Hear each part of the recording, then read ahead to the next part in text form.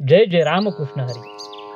मित्रांनो, मागील अध्यायात आपण अर्जुनाच्या विषादाचा अभ्यास केला. आपल्या आप्तेष्टांना समोर पाहून तो कर्तव्य आणि भावना यांच्या द्वंद्वात कसा अडकला हे आपण पाहिले. त्यातून जीवनात काय शिकता येईल याबाबत माऊलींचा मार्मिक संदेशही आपण ऐकला.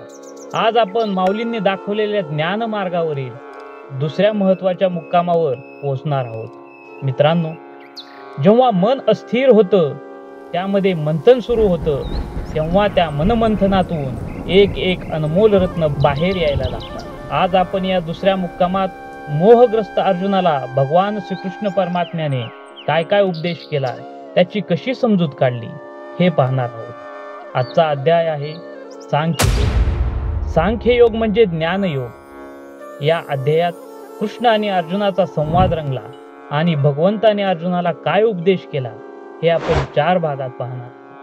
आणि या व्हिडिओच्या शेवटी माऊलींनी जो काही उपदेश केला आहे तेही पाहायला अजिबात विसरू नका. तर माऊलींनी सांगितल्याप्रमाणे एकतरी ओवी अनुभवावी नुसार हा अध्याय अनुभवायला सुरुवात करूया. पण त्याआधी कमेंटमध्ये रामकृष्ण हरी लिहून पांडुरंगाला मनोभावे प्रणाम करूया. पहिल्या भागात आपण परब्रह्म श्रीकृष्ण मोहग्रस्त अर्जुनाची कशी समजूत काढतो ते पाहूया. माऊली म्हणतात, मनोनी कृपा आकळीला दिसतसे अति कोमाईला, जैसा कर्दमी रूपला राजहंस, तया परी तो पांडू कुमरू, महामोहे अति जर्जरू, देखोनी श्री शारंग धरू, काय बोले. मोहाने ग्रस्त झालेल्या कोमेजलेल्या अर्जुनाला भगवान श्रीकृष्ण सांगू लागले, अरे अर्जुना, काय झाले, का म्हणून तू शोकग्रस्त आहेस.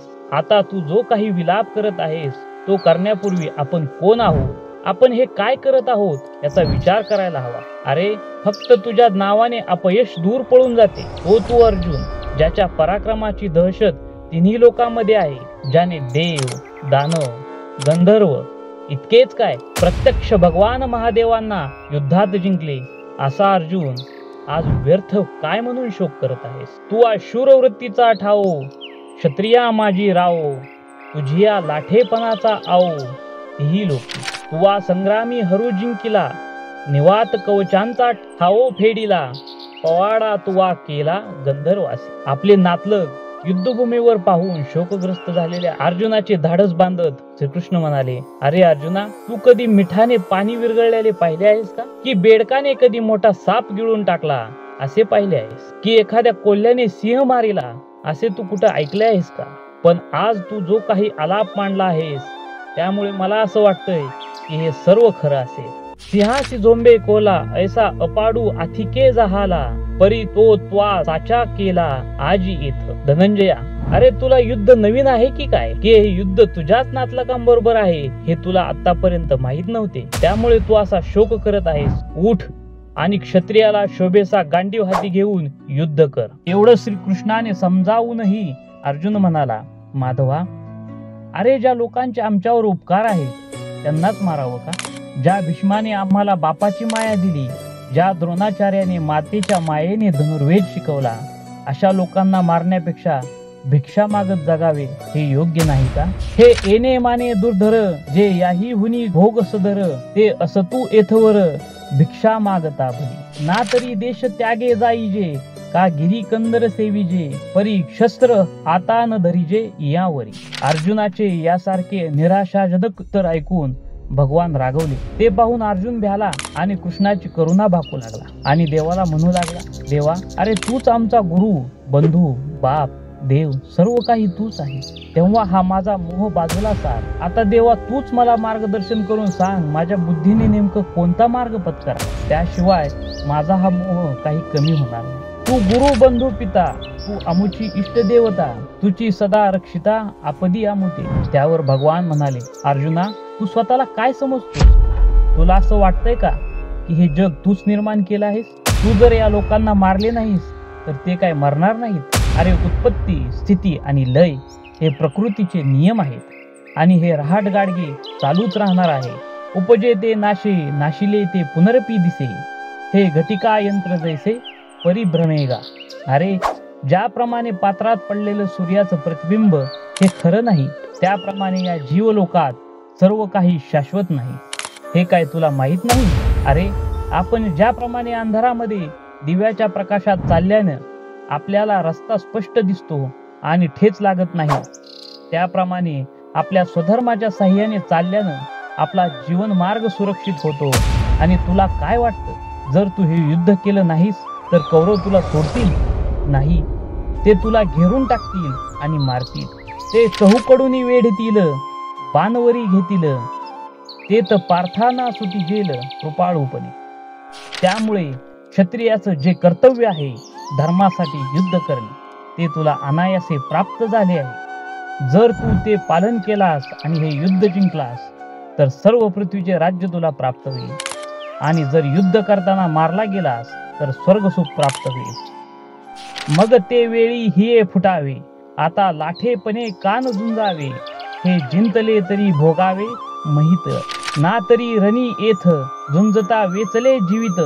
तरी स्वर्गसुख अनकळित पावसील. अरे, ज्याप्रमाणे स्वधर्म करताना जे काही होईल ते भोगीत आपले कर्म कोणतेही अपेक्षा न करीत राहणे, ही सद्बुद्धी तुझ्यामध्ये येऊ दे आणि धनुष्य हातात घेऊन युद्ध कर. आणि अशा प्रकारे स्वधर्माने वागणाऱ्यालाच स्थितप्रज्ञ म्हणतात. हे सर्व ऐकून अर्जुनाच्या मनात एक प्रश्न निर्माण झाला. तो आपण आता या दुसऱ्या टप्प्यात पाहूया. मित्रांनो, जर आतापर्यंतचे विवेचन तुम्हाला पटले असेल तर व्हिडिओला नक्की लाईक करा. आता पुढे अर्जुन भगवंताला महत्वाचा प्रश्न विचारला. भगवंता, स्थितप्रज्ञ पुरुष म्हणजे कोण? तो कसा वागतो, तो कसा बोलतो, कसा चालतो, हे कृपा करून मला सांग. या बोला पार्थे म्हणितले सांगपा श्रीकृष्णा ते, काय म्हणिपे स्थितप्रज्ञा ते, ओळखो केवी. आणि स्थिर बुद्धी जो म्हणिजे, तो कैसया चिन्ही जाणीजे. जो समाधी सुख भुंजे अखंडित, तो कवने स्थिती असे, कैसेने रूपी विलसे. देवा सांगावे हे ऐसे लक्ष्मीपती. यावरचे भगवंताचे उत्तर ऐकून घेण्याआधी आपल्या या चॅनलला सबस्क्राईब नक्की करून घ्या.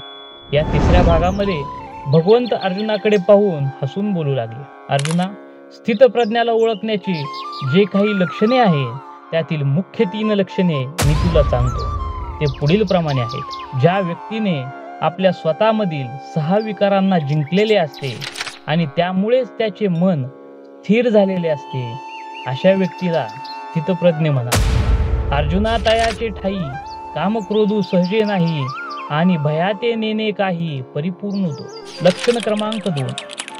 ज्याप्रमाणे सूर्य आपला प्रकाश देताना चांगले वाईट असा भेदभाव करत नाही, त्याप्रमाणे स्थितप्रज्ञ व्यक्तीला सुखदुःख हे सारखेच असते. ऐसा हरिक शोक रहितू, जो आत्मबोध भरितू, तो जानपा प्रज्ञा युक्तू धनुर्धरा.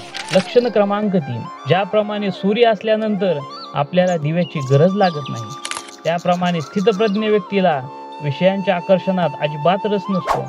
त्याला रुद्धिसिद्धी स्वर्गसुख भेटलं तरी तो आपल्यामधील विषयांवरती विजय अवस्थेत राहतो आणि ब्रह्मस्थितीला पोहोचतो.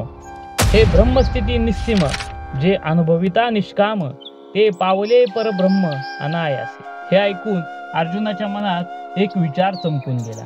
अरे, हे देवाने सांगितलेले लक्षण जर आपल्यामध्ये भिनवले तर आपल्याला हे युद्ध करण्याची गरजच पडणार नाही. आणि त्याने हा प्रश्न भगवंताला विचारला.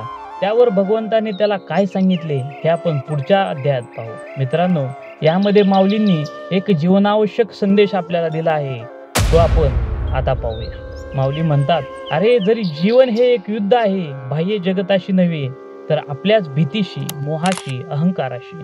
कर्तव्यनिष्ठा हाच धर्म आहे आणि कर्म करताना फळाची अपेक्षा सोडली पाहिजे. सुखदुःख, जय पराजय, यश अपयश या सर्व गोष्टींमध्ये मन स्थिर ठेवणं हेच खऱ्या अर्थाने स्थितप्रज्ञतेचं लक्षण आहे. मनावर नियंत्रण ठेवून इंद्रियाची आसक्ती झुगारून स्वतःच्या आत्मस्वरूपाचा बोध करणे हेच खऱ्या मोक्षाचे दार आहे. म्हणून आपणही आपल्या आयुष्याच्या रणभूमीवर श्रीकृष्णाच्या शब्दांना दीपस्तंभ मानून अहंकार, मोह आणि भीती यांच्यावर विजय मिळवायला हवा. जय जय रामकृष्ण.